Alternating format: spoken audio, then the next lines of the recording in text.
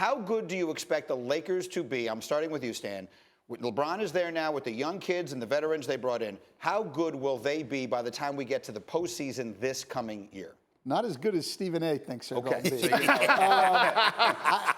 think they're, at best, a lower-level playoff team in the West. I mean, look, LeBron's gone to 8 straight finals, but he's always had at least one other All-Star with him. Right now, he doesn't have that. I mean, I know Rondo's been an All-Star, but he doesn't have another current All-Star with him. The West is loaded. I think we're expecting too much if we think they're going to be a contender in the West. I disagree with Mr. Stan Van Gundy, with all due respect. I am on the record. I believe that the Lakers are going to go to the Western Conference Finals. I think that Magic's going to go out there and get a shooter. But I do understand everybody's looking at them as presently constructed and saying, what on earth are you smoking? What are you thinking about, Stephen? It's very, very simple. I think LeBron James has that kind of impact, and I'm paying attention to the level of competition that he's going against. We know Golden State is there.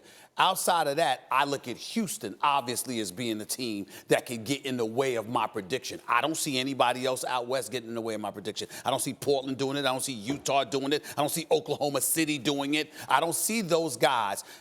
With the Lakers, with LeBron James, come playoff time, they're going to have a rough road during the regular season. But come playoff time, I think the only team that's going to that has the potential to get in the way of my prediction of the Golden State and the Lakers meeting in the Western Conference Finals is the Houston Rockets. Coach, now you're going to have to settle it. Coach, he's couching it a little bit. You're right. Because if Fair. they are a lower-level playoff team, and they may have, and the Warriors are the team that can beat them, this probably means they're going to face each other in the first round. Well, yeah, but or in the second round. But for the purposes of this discussion, you and I agree. We have a gentleman's agreement. Yes, sir. I was only talking about no one would beat them but the Warriors. Right. That's all I meant to say. So they could lose in the first round. right.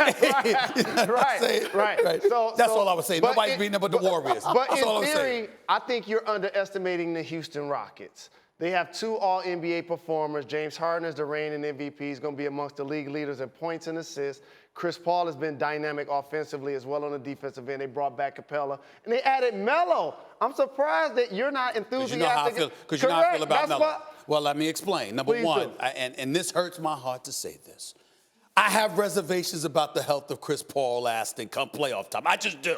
I'm worried about that. That's number one. Number two, Luke Mbah-a-Moute and Trevor Ariza both being gone, I think, compromises them defensively. And then you're looking at it from an offensive perspective, and you're saying, okay, I'm looking at Melo. I believe in Melo, and I certainly believe in him with CP3. But then you're asking me to believe in Melo and Mike D'Antoni in playoff basketball. Now, Houston surprised me last year because I never thought I'd see a D'Antoni team play defense like that. I never saw it. They were really up in Golden State a few of those games. They got physical with them. It compromised Golden State to a degree.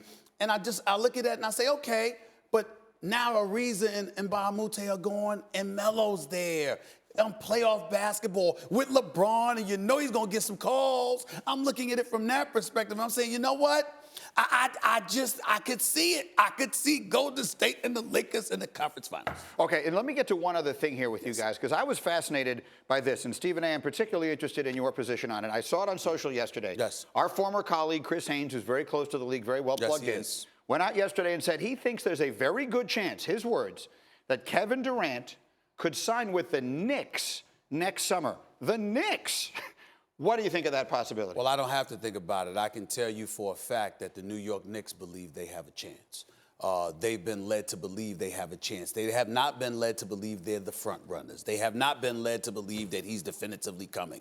But from the people that I've spoken to with the Knicks, they believe they have a shot at him or Kyrie Irving, that one of them will strongly consider coming to New York City next summer, and that's why they're literally banking the season on 2 things: the development of Kevin Knox and Kristaps Porzingis coming back by March. Because if he comes back and he shows you that he's still that guy for about 6 weeks to 2 months, then they think that that's going to be enticing enough to attract a marquee free agent. What do you think? Yeah, and that all may be true. New York's an attractive place, no doubt. But the Knicks have thought they were going to be good for a long, long time. Yes. And they've had a lot of scenarios. Which is why I said thought. Let's keep that in mind. I mean, there's been this optimism around New York basketball for a long, long time, and it hasn't materialized. Yeah. So they thought they were getting LeBron the year that LeBron made the decision. What do you think? And for KD, it would mean something to be the quote-unquote king of New York and help resurrect a team that hasn't won the championship, like Coach just mentioned, since 1973, and not have that pressure.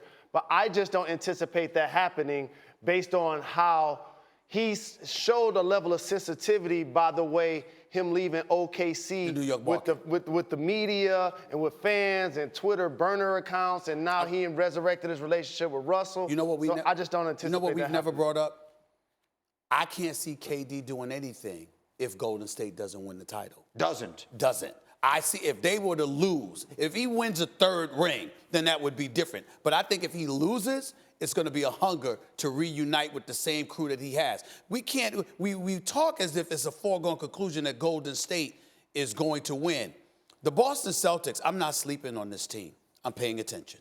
I'll leave it at that. But why come to New York? I mean, if Kevin Durant wants to leave, why not go home? Why not go to Washington and play with John Wall and I wouldn't mind Brad Beal? I wouldn't mind that, but I don't think just like Jalen was alluded to with the noise in New York, the noise at home as well is something that I think KD would be sensitive to. He didn't even give them an interview when he was a free agent last time. All right, we have to leave it there. Stephen A., first take coming up in 25 minutes. Always great to see you. He's in a good mood because the Yankees won. Yes, I am. Yeah. And not only that, I didn't get stuck in 2-hour traffic getting here. Okay. And I will say, Jalen and I actually got along this morning. We I think did. it's because of coach. But I got to tell you what, don't sleep on Houston, OKC, and Utah. Remember we had this conversation. I before agree with bet. you on all Houston. of those teams. Just Houston. And they're all better than the Lakers. Yes.